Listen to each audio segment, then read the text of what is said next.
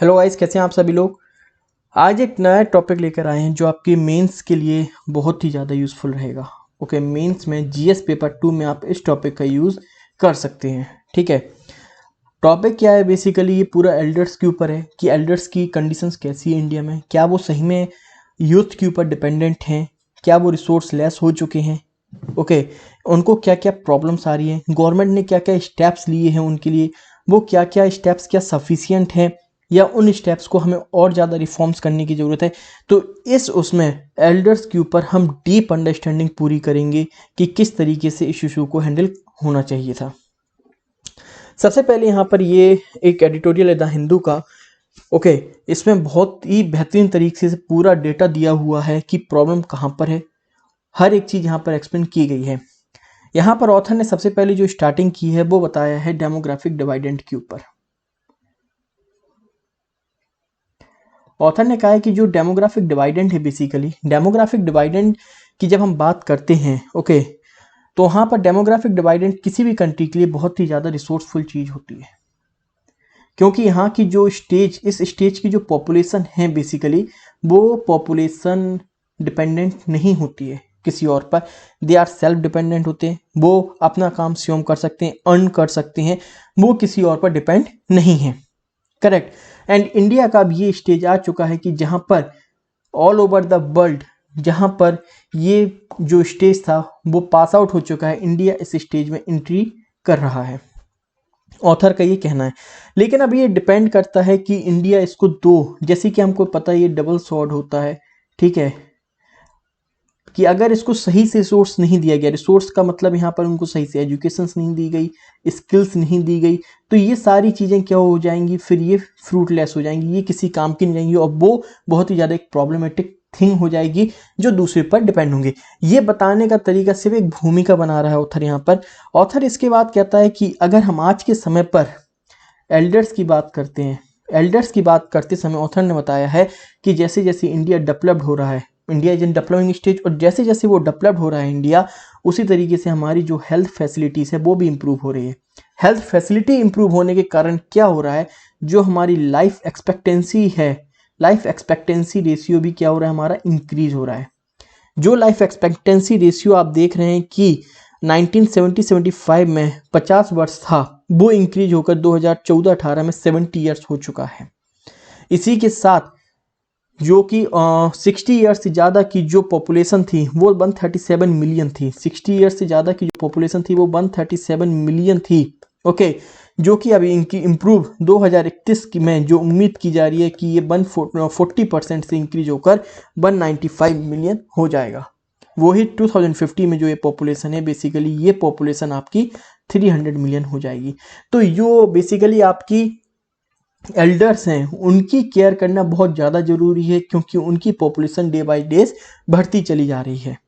अब क्वेश्चन आता है, क्या वो सही में रिसोर्स लेस हो चुके हैं? तो ऑथर कहता है ये बिल्कुल ही गलत है, वो रिसोर्स लेस नहीं है, उनके पास जो एक्सपीरियंस है वो आपकी लाइफ के लिए बहुत ज़्यादा फ्रूटफुल है, उन्होंने जो कुछ भी लाइफ में सीखा है तो उस चीज़ का आप यूज़ करें, इस चीज़ को यूज़ कर सकते हैं। पर उन्होंने कहा है कि हम ऑल ओवर द वर्ल्ड अगर बात करें तो एल्डर्स की कंडीशंस बहुत ज़्यादा ख़राब है। उसके लिए उन्होंने कुछ डेटा यहाँ पर हाईलाइट किए हैं। वो डेटा यहाँ पर क्या हाईलाइट किए हैं, उन डेटास को एक बार देख लेते हैं। ऑथर के लिए यहाँ पर सबसे पहले क्या किया है, सबसे पहले हेल्थ एक्सपेक्ट को लिया है। ओके, हेल्थ एक्सपेक्ट को लेते हुए ऑथर ने यहाँ पर क्या बताया, ऑथर ने यहाँ पर बताया है LASI longitudinal ageing study in India के अनुसार 11% of elderly suffer from at least one form of impairment, मतलब एक फॉर्म ऑफ इम्पेयरमेंट, चाहे वो मेंटल हो, विजुअल हो, एक ना एक का 11% एल्डर्स में ये कमी देखी गई है कि वो किसी ना किसी तरीके से इम्पेयरमेंट के शिकार हैं। पहला आप पॉइंट ये डाल सकते हैं हेल्थ एक्सपेक्ट में। सेकंड पॉइंट यहाँ पर बताया गया 58 लाख इंडियंस हर साल नॉन कम्युनिकेबल डिसीजेस के कारण मृत्यु हो रही है उनकी। ओके, 58। तीसरा point cardiovascular disease, heart attack वगैरह की, हार्ट से रिलेटेड डिसीजेस की अगर हम बात करते हैं तो वो 34% है अमाउंट 60 to 74 ईयर ओल्ड की। 60 से 74 वर्ष के लोगों में ये 34% है, जो कि अगर हम 75 वर्ष के ऊपर की बात करते हैं दैट इन गोज टू 37%। तो ये पूरी हेल्थ एक्सपेक्ट की यहाँ पर बात की गई है। इसके बाद उन्होंने यही बताया, इसके साथ ही साथ मेंटल इश्यूज भी बहुत ज़्यादा हैं और कई सारे इश्यूज हैं। यहाँ पर ये कुछ सॉल्यूशन है जो हम बाद में देखेंगे। इसके बाद यहाँ पर एक और डेटा हाईलाइट किया गया है ऑथर के द्वारा कि 2016 health care access and quality index HAQ, ये सारी चीज़ें आप अपने पेपर में हाईलाइट कर सकते हैं। HAQ इंडेक्स के अनुसार अगर हम बात करते हैं, इंडिया का जो HAQ इंडेक्स है वो बेसिकली इंप्रूव हुआ है, जो कि 24.7% था 1990 में, इस समय 41.2% हो गया 2016 में, 41.2%। लेकिन अगर हम ग्लोबल एवरेज की बात करते हैं, वो अभी भी कितना है, 54% है ग्लोबल एवरेज। मतलब हमारा जो एक्सेस करने की, हेल्थ फैसिलिटी एक्सेस करने का रेशियो ही कितना है, बहुत कम है, मात्र 41.2% है। तो ये हो गया आपका फोर्थ पॉइंट जो कि आप हेल्थ एक्सपेक्ट में यहाँ पर डाल सकते हैं।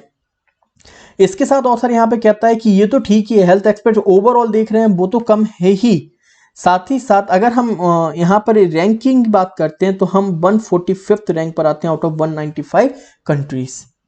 ओके, यहाँ पर लो HAQ तो और ज़्यादा ऑथर कहता है कि खराब हो जब स्थिति आ जाती है, अगर हम रूरल अर्बन का डिस्पैरिटी अगर इसको करें, रूरल अर्बन की डिस्पैरिटी के वाइज देखते हैं, तो जितनी भी हेल्थ फैसिलिटीज़ हैं अर्बन एरियाज में तो ठीक है, लेकिन रूरल एरियाज में वो हेल्थ फैसिलिटीज़ और भी ज़्यादा बेकार हो जाती हैं। साथ ही साथ इसके बाद ये सारे पॉइंट डालने के बाद आप सोसाइटल फैक्टर्स में भी यहाँ पर लिख सकते हैं। सोसाइटल फैक्टर्स, उसमें आप क्या डाल सकते हैं, फैमिली से निगलेक्ट होना, फैमिलियल निगलेक्टमेंट, उनकी लो एजुकेशन, सोशियो कल्चरल बिलीफ, उनके स्टिग्मास, वो हेल्थ केयर इंस्टीट्यूशन जो आजकल एलोपैथी दवाइयाँ हैं उन पर उनका कम बिलीव होता है, यहाँ के साथ साथ वो हेल्थ केयर सर्विसेज नहीं ले पा रहे हैं सही से। तो ये सारी कंडीशंस भी वो फेस कर रहे हैं यहाँ पर, जो कि क्योंकि वो सही से ना मोटिवेट ही नहीं हो पा रहे हैं, वो सही से चीज़ों को समझ नहीं पा रहे हैं, तो ये सारी प्रॉब्लम्स यहाँ पर आ रही है। इसके बाद अगर ये प्रॉब्लम नहीं भी है तो फिजिकली फाइनेंशियली प्रॉब्लम्स यहाँ पर आ रही है, वो सारी जो फैसिलिटीज़ प्रोवाइड हो रही हैं उनको फेस नहीं कर पा रहे हैं। इसके बाद ऑथर ने यहाँ पर कुछ हाईलाइट किया है, जैसे कि आप देखेंगे इनएडिक्वेट स्कीम्स यहाँ पर ऑथर ने कुछ हाईलाइट की हैं। मतलब ऑथर यहाँ पे कहता है कि गवर्नमेंट की जो स्कीम्स है बेसिकली, ओके, जो यहाँ पर गवर्नमेंट की स्कीम्स हैं, जैसे कि आप देखें जैसे कि आपने यहाँ पे गवर्नमेंट स्कीम्स देखी होंगी, ओके, तो यहाँ पर गवर्नमेंट स्कीम्स में बेसिकली क्या है, जैसे कि आप ये देखें यहाँ पर कुछ स्कीम्स के यहाँ पर नाम किए हैं। यहाँ पर उन्होंने कहा है कि आयुष्मान भारत स्कीम चल रही है, जो कि क्या है, बेसिकली आयुष्मान भारत आपकी इंश्योरेंस प्रोवाइड कर रही है। इसके साथ ही साथ प्राइवेट हेल्थ इंश्योरेंस भी यहाँ पर हो रहा है, लेकिन नीति आयोग की रिपोर्ट के अनुसार 400 मिलियन पीपल्स बेसिकली इंडियंस के पास कोई भी हेल्थ फाइनेंशियल कवर ही नहीं है हेल्थ के लिए। तो ये आप देख सकते हैं कि मतलब फिर किस टाइप की इंश्योरेंस कवरेज है, आपने कहा all over India insurance coverage करें, पर नीति आयोग की गवर्नमेंट की ही रिपोर्ट बता रही है कि यहाँ पर Indians do not have a financial cover for health expenses. Second, यहाँ पर ऑथर इसी चीज को हाईलाइट करता है, स्कीम्स के ऊपर हाईलाइट करता है यहाँ पर ऑथर, और ऑथर यहाँ पर कहता है कि elders are very large number of elders are among the one uncovered. सबसे लार्ज नंबर में तो अगर इस रेशियो में देखा जाए 400 मिलियंस में सबसे ज़्यादा जो अनकवर्ड हैं वो एल्डर्स ही हैं। इसके साथ ही साथ यहाँ पर पेंशन स्कीम भी गवर्नमेंट चला रही है, पेंशन स्कीम पर पेंशन के नाम पर क्या मिल रहा है, 350 रुपये या 400 रुपये मिल रहे हैं मंथली, वो भी वेरी कर रहे हैं, यूनिवर्सल नहीं है। तो ये किस तरीके से 350-400 रुपये में आज क्या हो रहा है, ऑथर यहाँ पर इस चीज़ को ये हाईलाइट कर रहा है। सेकंड, ऑथर यहाँ पर कहता है कि गवर्नमेंट की यहाँ पर ये आप ये डाल सकते हैं गवर्नमेंट स्कीम्स के फेलर। फोर्थ पॉइंट में आप क्या डाल सकते हैं, फोर्थ पॉइंट आप यहाँ पर लिख सकते हैं कि किस तरीके से एडमिनिस्ट्रेटिव फेल हो रहा है। एडमिनिस्ट्रेटिव फेल कैसे हो रहा है, 2007 में बेसिकली आप देखें एक law required state to ensure facilities for elders in every district hospitals, मतलब कि आपके जितने भी डिस्ट्रिक्ट हॉस्पिटल्स वगैरह हैं वहाँ पे कुछ बेड फैसिलिटीज होनी चाहिए जो कि आपका रिजर्व होगी एल्डर्स के लिए, ठीक है। लेकिन अभी जो रिपोर्ट सबमिट की गई उसके अनुसार तो कई स्टेट्स में, ओके, यहाँ पर बताया गया state 16 states and union territories did not have a single ward और bed dedicated to the elders. तो ये तो फैसिलिटीज चल रही है। तो ये सारे पॉइंट्स आप जब अपने क्वेश्चंस में डालेंगे तो इसका आपको बहुत ज़्यादा बेनिफिट मिलेगा। तो यहाँ पर मैंने आपको 4 फैक्टर्स बताए हैं, एक सोसाइटल फैक्टर्स, हेल्थ फैक्टर्स बताया, स्कीम्स बताई है और एडमिनिस्ट्रेटिव फेलियर्स। तो ये आपके, इसके साथ ही साथ आप और क्या यहाँ पे चैलेंजेस बता सकते हैं। चैलेंजेस में आप यहाँ पर क्या बताएंगे, ये 4 हो गए। इसके बाद आप बताएंगे infrastructure facilities and skilled medical resources की इंडिया में बहुत ही ज़्यादा डिफिशियंसीज है। 1.3 हॉस्पिटल बेड्स, 0.65 फिजिशियंस आप देखें, 1.3 nurses for every 1000 peoples. Okay तो ये चीज आप देख सकते हैं कि यहाँ पर ये जो 1000 पीपल्स में सिर्फ 0.65 फिजिशियंस हैं, 1.3 हॉस्पिटल बेड्स एंड 1.3 नर्सेस हैं। तो ये बहुत ज़्यादा आप डिफिशियंसी है, इसको फुलफिल करना चाहिए। और हम इसको फिर यहाँ पर अपॉर्चुनिटीज़ और चैलेंजेस में सॉल्यूशंस में बात करते हैं। तो सॉल्यूशंस में आप क्या लिख सकते हैं?